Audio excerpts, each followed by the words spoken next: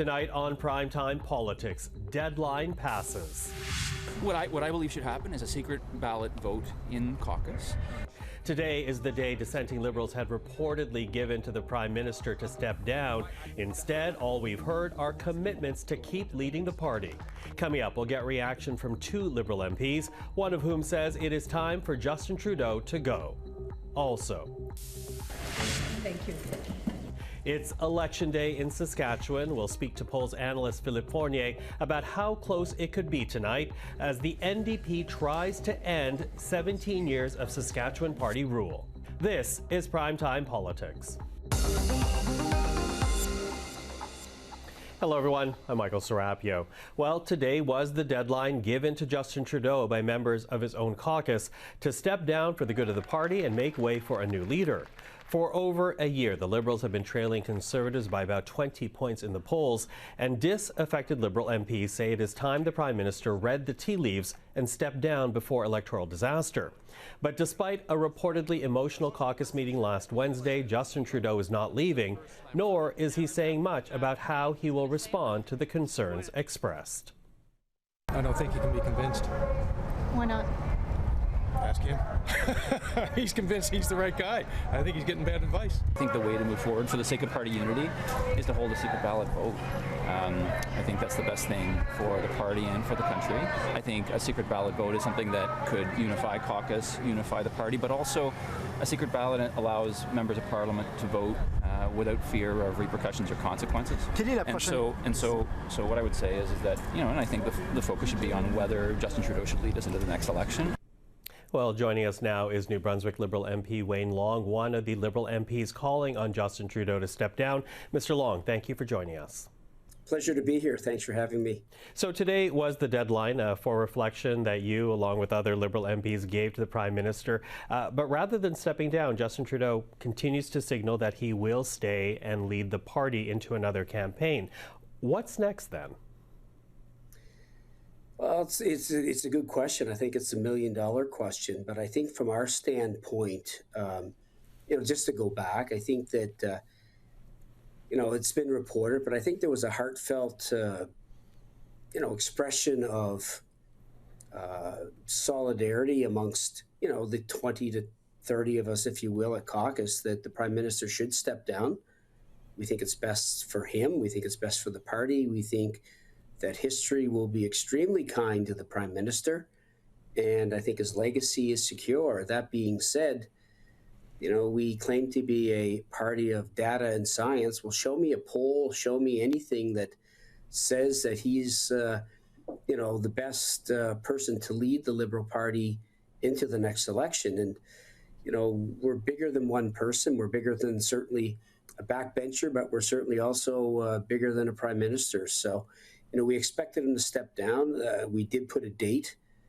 Obviously, today is that date. So, people are kind of wondering, well, what happens next? Well, from our standpoint, we had hoped that he would take the weekend and reflect, and give it honest reflection. I certainly was reported over the weekend pleading with the Prime Minister to step back and get away from his inner circle and actually talk to Canadians, talk to his friends. He's got great friends in cabinet. He's got great friends in caucus that certainly go beyond just being a minister or, an MP. And we were hoping that he would really get away and reflect and realize what's best for him, what's best for the party. We do not want to turn, obviously, the keys of government over to Pierre Poilievre.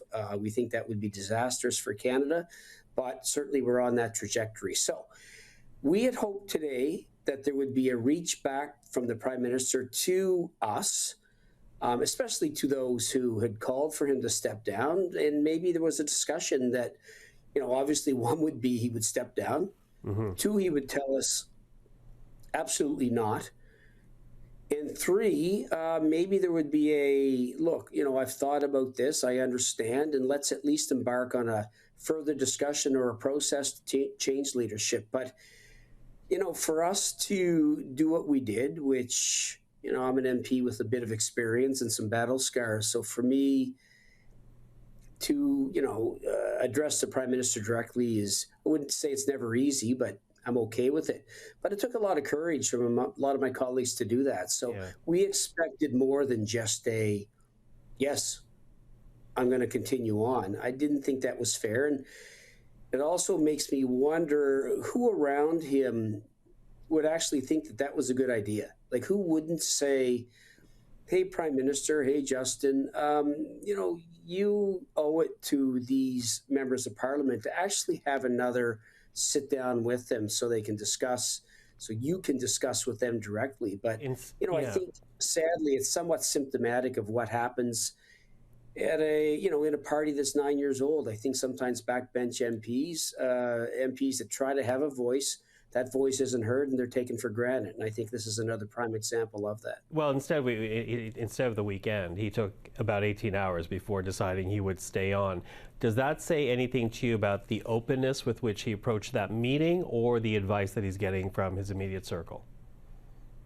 Well, look, I mean, the Prime Minister is clearly convinced that he is the best person to lead the party, and he is the best person to take on Pierre Poilievre in an upcoming general election. Now, clearly, there was 24 people that had the courage to sign the letter.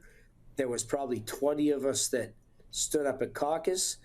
And let's keep it real, there's double that. There's probably upwards of 50 members that feel the Prime Minister needs to step down. Nobody's jumping for joy. Nobody's wringing their hands with glee about this, but we think it's what's best for the party. We also think that, look, let's just put this to bed and have a private or a secret vote, secret ballot at caucus as to what members really think.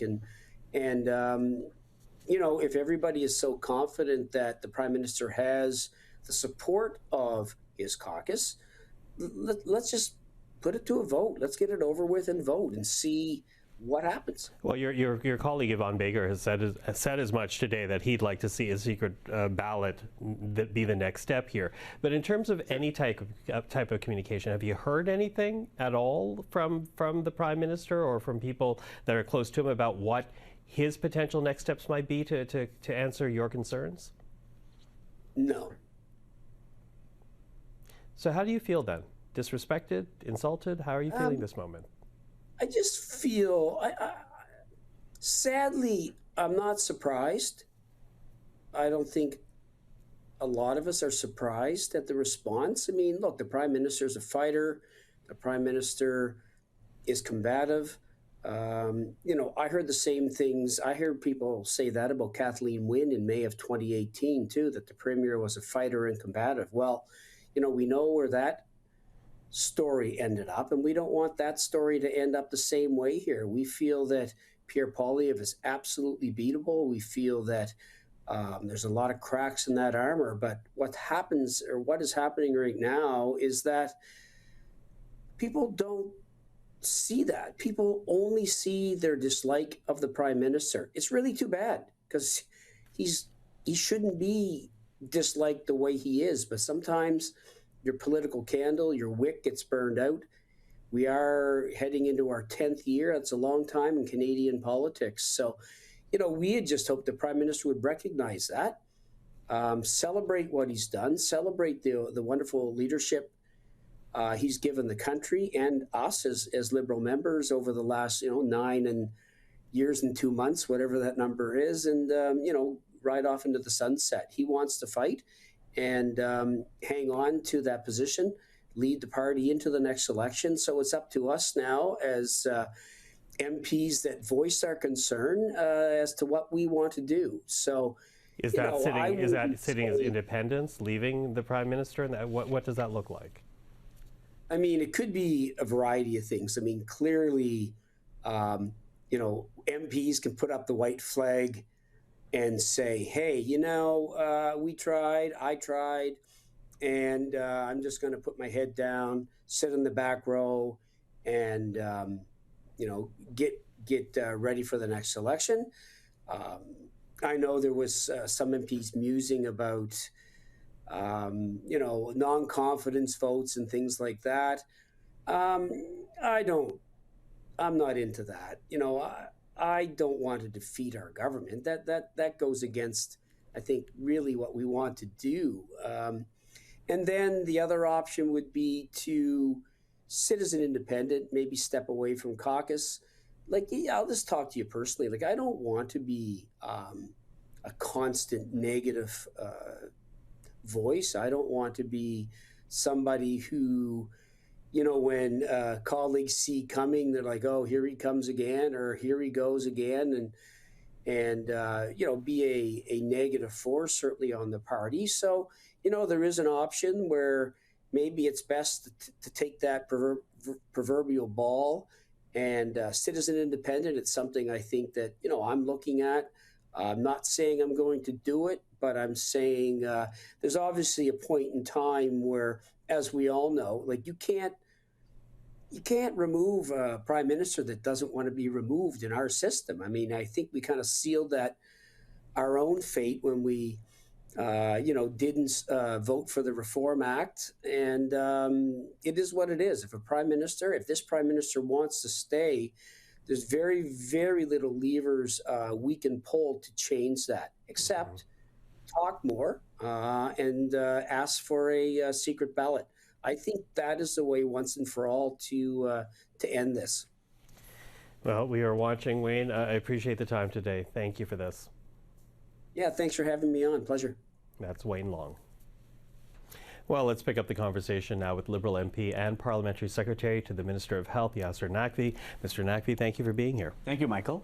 So, we heard Mr. Long, and obviously he's a bit distraught that after going through this, the group that raised concerns about the Prime Minister's leadership have really heard nothing from Justin Trudeau or I guess his team. Do they deserve a response from the Prime Minister?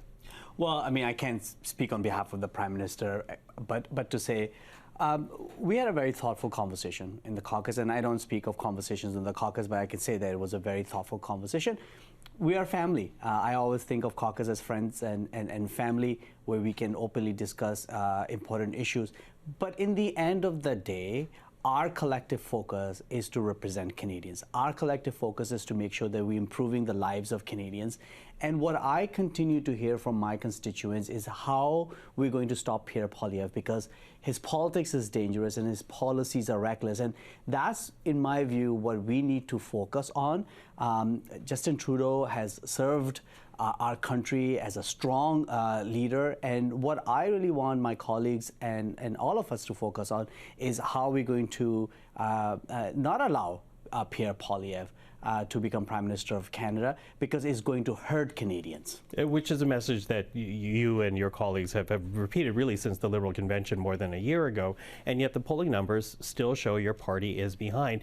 Is this message working truly? Is this leadership working to convey that message?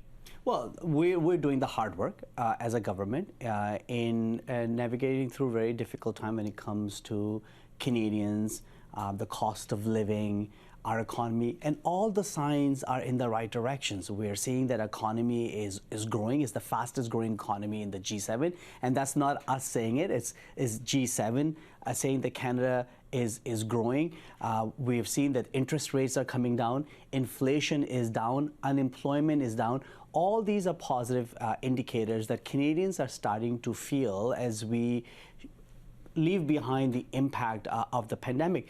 But there's more work to be done, and we're not doing that work. The Prime Minister is very much committed to doing the hard work in building a Canada that works for everyone, not just a select few, and that's our focus. But there are those in your own caucus who don't believe that he's the man to sell this message. As much as they like them, no one's expressed a dislike of the Prime Minister. They just think in many ways he's a spent brand and that Canadians aren't listening to him anymore. So how do you convince that group that they still belong in the Liberal caucus if their concerns have not been acknowledged? From my perspective, of course they belong to the Liberal caucus. They're part of the Liberal family. And again, I can't speak for any other caucuses, but I can tell you within the Liberal caucus, we speak openly, we speak freely, we express our point of views. In the end of the day, obviously our job is to represent our constituents, and we have done. And I really do hope that we continue to move forward in unity, as one party, so that our focus remains on the needs of Canadians. I was, Michael, out just this past weekend knocking on doors in my riding. Justin Trudeau did not come at the door. People are concerned about the kind of policies that Pierre Poilievre is championing, and they want to make sure that myself and the government is doing the hard work that continues to improve the lives of Canadians. But how do you end this division, though? Because, you know, if you were to give advice to the Prime Minister and his team, what would you say about dealing with this significant group within caucus that are not convinced Justin Trudeau can win another campaign? Well, I think conversations always help, and those conversations are always ongoing. I'm also fairly convinced that I think these colleagues of mine have expressed their view, and in the end of the day, they are strong members of the Liberal caucus, and they will continue to work hard to represent their constituents and all the important things that our party stands for, and I'm sure that will happen. And this is what I've said to the Prime Minister, and I've said to colleagues. I think what we need to do, and the work we're doing, is to demonstrate how Pierre Poilievre is dangerous for Canada, create that contrast. Number two, we need to provide relief for Canadians on cost of living issue, because that is still a lingering thing that people are feeling. And lastly, we have to put a plan, a vision for the future. We have not seen any vision for the future from Pierre Poilievre, and I think but your party has published none either. Pierre Poilievre has ads just about everywhere you turn to these days. The Liberals are to be seen nowhere right now. That's what I'm saying. I think this is the work we need to do, is to really tell Canadians how we're going to make Canada even a better place to live for everyone. Yasir Naqvi, thank you for the time. Thank you. Well, time now for a look at what else happened in politics today. So let's get this clear. When you buy a new home today, more of the money you spend goes to bureaucrats than goes to the carpenters, electricians, and plumbers who actually build the house. This is insane. Conservative Leader Pierre Poilievre made a major housing promise today. If elected, he says his government will cut the GST on new homes sold for under $1 million. Poilievre claims the measure would help build an additional 30,000 homes each year and will save buyers $40,000 on an $800,000 home. To help pay for it, the party would cut the Liberals' Housing Accelerator Fund and the Housing Infrastructure Fund. But the Housing Minister, Sean Fraser, is pushing back on the Conservative plan, in particular cutting two government programs that the minister says are working. If you want to now go back to municipalities and pull that money out, that would make no sense. Fraser says the Housing Accelerator and the Housing Infrastructure Fund have succeeded, with cities freeing up more land to build homes and cutting red tape to build them quicker. We're now just 8 days away from Election Day in the United States, and while the Trump campaign tried to make its closing argument to Americans over the weekend, the rally in New York's Madison Square Garden is being remembered today for disparaging remarks made about Puerto Ricans and Latinos, African Americans, Jews, and Palestinians. And those were the speakers before Donald Trump, who himself talked about the enemy within. When I say the enemy from within, the other side goes crazy, becomes a sound. Oh, how can he say? No, they've done very bad things to this country. They are indeed the enemy from within. But this is who we're fighting. These are the people who are doing such harm to our country with their open border policies, record-setting inflation, Green New Scam, and everything else that they're doing. But we're not going to let it happen any longer. Donald Trump this is not new about him, by the way. What he did last night is not a discovery. It is just more of the same and maybe more vivid than usual. Donald Trump spends full time trying to have Americans point their finger at each other, fans the fuel of hate and division, and that's why people are exhausted with him. That's why people who formerly have supported Donald Trump, have voted for him, are supporting me, voting for me. People are literally ready to turn the page. They're tired of it. And finally, today marks the first full day of campaigning in Nova Scotia and its provincial election. The writ was dropped Sunday, with PC leader Tim Houston calling a snap election 8 months before the scheduled date. Houston says the early vote will give Nova Scotians the chance to consider his party's proposals to address affordability, and it will avoid coinciding with a potential federal election at the same time. Meanwhile, we are watching the Saskatchewan election tonight. The NDP, led by Carla Beck, are looking to defeat the governing Saskatchewan party led by Scott Moe, which has been in power since 2007. Well, let's talk more about Saskatchewan, as the last round of polls are indicating a very tight race, as the Saskatchewan NDP under Carla Beck seem to have gained the momentum in the last days of this provincial campaign against Scott Moe and the Saskatchewan party. So for more, let's now reach out to polls analyst Philippe Fournier. He's the founder and the editor-in-chief of 338 Canada. Philippe, hello to you. Thank you for joining us. Good evening, Michael. Good to speak with you. And you. So here we are. We just had a very close vote in British Columbia, and you say Saskatchewan could be just as close. What are the numbers telling you? Okay, so we have to stress that obviously the polling that we had in recent days has changed dramatically over what we've seen in the past year or even the past decade in Saskatchewan. From most of the time, my time at 338 covering Saskatchewan politics, it was just a matter of routine saying, okay, it's a Sask party majority. And it was still the case when this campaign began.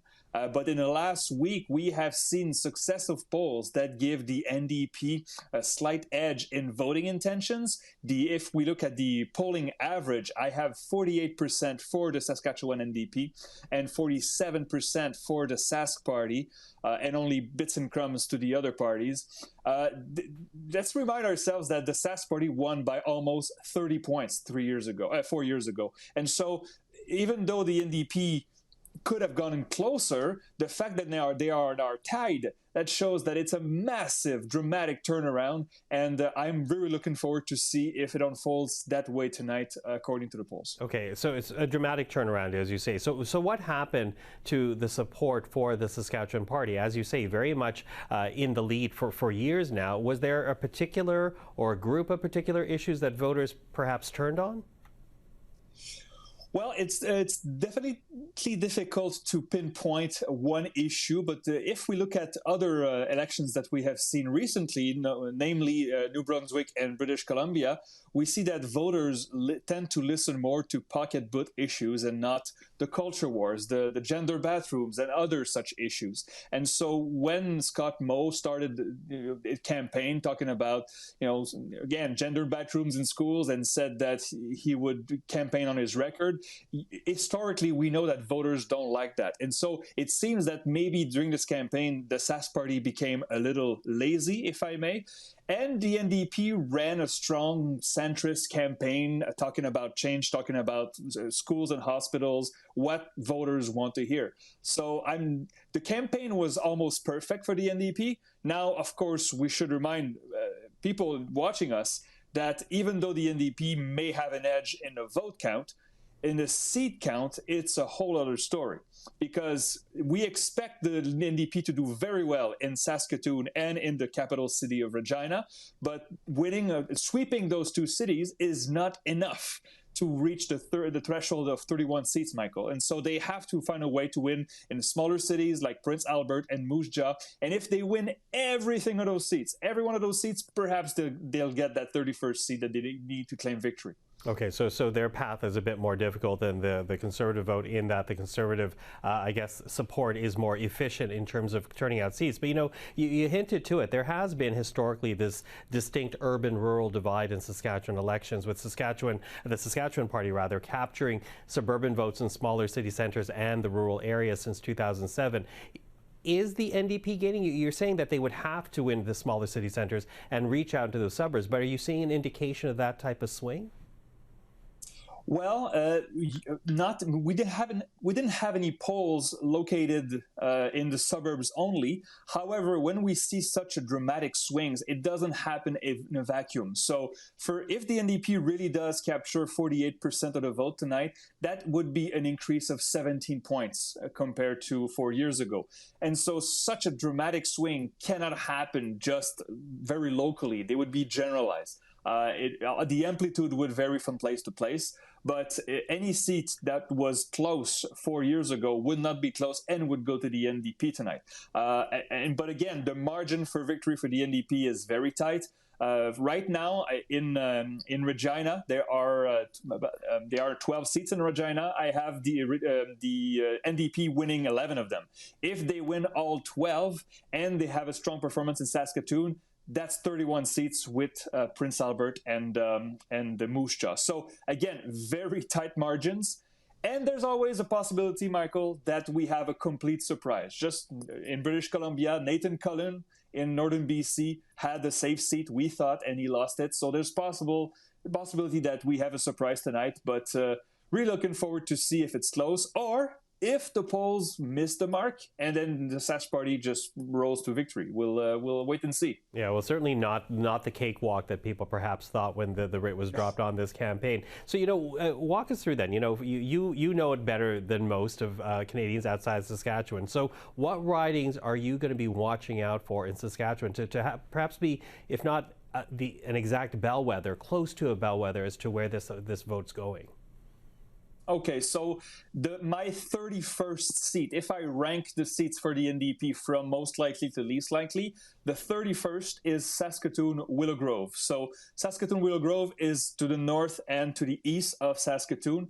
It's the outskirt. It's mostly suburban, and there's some part of rural areas in there. If the NDP wins this, it's probably because if they're heading for a victory. Another one is north of Saskatoon is Martinsville-Blairmore. The NDP has claimed to media that they are leading in there, but it's also a seat that they had lost by more than 25 points 4 years ago. And so if the NDP managed to win there, that means they won. On the other side, though, if the Sask Party does better than we think in the cities, if the NDP does well but does not sweep the cities, then Scott Moe would salvage a majority for his party.